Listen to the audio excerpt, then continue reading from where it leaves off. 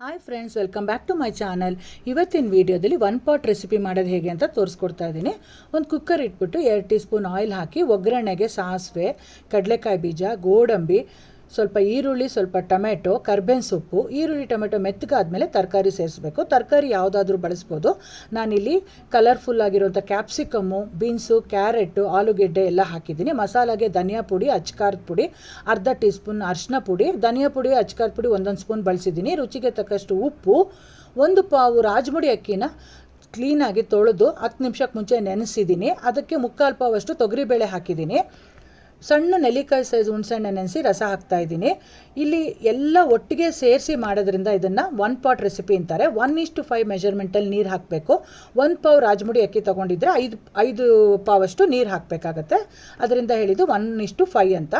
ಕುಕ್ಕರಲ್ಲಿ 4ರಿಂದ 5 ವಿಷಲ್ ಕೂಗಿಸ್ಕೊಂಡ್ರೆ ಸೂಪರಾದ ಒನ್ ಪಾಟ್ ರೆಸಿಪಿ ರೆಡಿ ಆಗುತ್ತೆ. ಬೆಳಗ್ಗೆ ಬ್ರೇಕ್ಫಾಸ್ಟ್ಗಾದರೂ ಸರಿ, ಲಂಚ್ಗಾದರೂ ಸರಿ ಸೂಪರಾಗಿರುತ್ತೆ. ನೀವೆಲ್ಲ ಒಂದು ಸತಿ ಟ್ರೈ ಮಾಡಿ ಎಷ್ಟು ಚೆನ್ನಾಗಿರುತ್ತೆ ಅಂತ ನೀವೇ ಮಾಡಿಬಿಟ್ಟು ಹೇಳ್ತೀರಾ ನನಗೆ.